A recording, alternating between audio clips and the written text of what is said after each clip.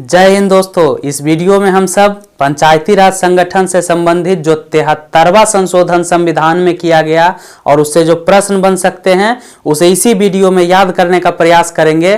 तो सबसे पहले थोड़ा जान लें कि पंचायती राज का जो संबंध है वह सत्ता के विकेंद्रीकरण से है और स्थानीय स्वशासन से है। तो एक प्रश्न बनता है कि स्थानीय स्वशासन का जनक किसे कहा जाता है।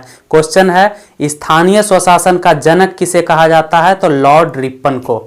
और पंचायती राज जो संगठन है इसका सबसे पहली बार उद्घाटन कहाँ किया गया था।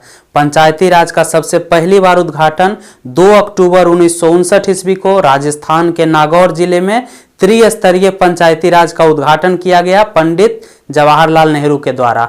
2 अक्टूबर 1959 ईस्वी को राजस्थान के नागौर जिले में पंडित जवाहरलाल नेहरू द्वारा त्रिस्तरीय पंचायती राज का उद्घाटन किया गया और उसके बाद आंध्र प्रदेश ने इसे लागू किया।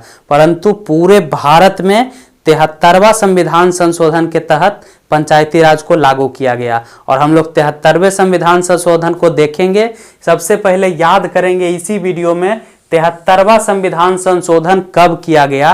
तो यह अधिनियम जो है 1992 ईस्वी में पारित किया गया। 1992 ईस्वी में 73वें संविधान संशोधन को पारित किया गया और 1993 ईस्वी में इसे लागू किया गया। 73वां संविधान संशोधन को 24 अप्रैल 1993 ईस्वी में लागू किया गया।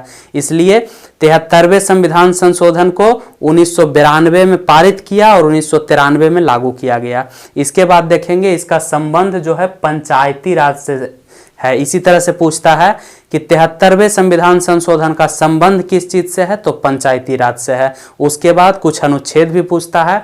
तो पहले देखेंगे संविधान के भाग 9 में इसके तहत प्रावधान किए गए। तो 73वें संविधान संशोधन के तहत संविधान के भाग 9 में प्रावधान किया गया। इसके बाद देखेंगे 73वें संविधान संशोधन के तहत 11वीं अनुसूची को जोड़ा गया। बहुत इंपॉर्टेंट है, इसे यही याद करें। 73वें संविधान संशोधन के तहत भाग 9 का प्रावधान किया गया, 11वीं अनुसूची को जोड़ा गया और 73वें संविधान संशोधन के तहत अनुच्छेद 243 का प्रावधान किया गया और अनुच्छेद 243 के क से लेकर के न तक का प्रावधान हुआ। यानी कि अनुच्छेद 243 का क ख से लेकर के न तक का प्रावधान होता है और अगर इंग्लिश में बोले तो अनुच्छेद 243 का ए से लेकर के ओ तक। इसका संबंध किस चीज से है, तो पंचायती राज से है और 73वें संशोधन से है। प्रश्न इसी तरह से आते हैं। यानी कि भाग 9 11वीं अनुसूची और अनुच्छेद 243 का संबंध पंचायती राज से है और 73वें संविधान संशोधन से है। इसके बाद हम लोग देखेंगे सिंधवी समिति। सिंधवी समिति जो है इसका गठन 1986 ईस्वी में किया गया था और इसी समिति ने सिफारिश किया तो पंचायती राज संगठन को 1993 ईस्वी में संवैधानिक दर्जा दिया गया। तो 1993 ईस्वी में पंचायती राज संगठन को संवैधानिक दर्जा दिया गया सिंधवी समिति के सिफारिश पर। अगला प्रश्न है बलवंत राय मेहता समिति ने कितने स्तर का पंचायती राज का सिफारिश किया था, तो त्रिस्तरीय। यानी कि पंचायती राज का त्रिस्तरीय जो ढांचा है इसके लिए सिफारिश बलवंत राय मेहता समिति ने किया था और भारत में इसे ही लागू किया गया है। तो पंचायती राज का त्रिस्तरीय ढांचा के लिए सिफारिश बलवंत राय मेहता समिति ने किया और भारत में यही लागू किया गया है। त्रिस्तरीय समिति है क्या, तो पहला स्तर है ग्राम स्तर पर जो है ग्राम पंचायत का गठन किया जाएगा। ग्रामीण स्तर पर ग्राम पंचायत का गठन किया जाएगा। प्रखंड स्तर पर अगर ब्लॉक लेवल पर देखेंगे तो पंचायत समिति का गठन किया जाएगा और उसके बाद जिला स्तर पर अगर देखेंगे डिस्ट्रिक्ट लेवल पर देखेंगे तो जिला परिषद का गठन किया गया। तो इससे जो इंपॉर्टेंट क्वेश्चन बन सकते हैं इन अनुच्छेद और अनुसूची और यहाँ पर जो भाग है इसे जरूर याद रखें। और इसके बाद इस पंचायती राज जो है इसको कुछ कार्य सौंपे गए जिसमें 29 विषयों को जोड़ दिया गया। यानी पंचायती राज के जो तीनों लेवल पर संगठन काम करेंगे उन्हें 29 विषय पर कार्य करने के लिए सौंप दिया गया।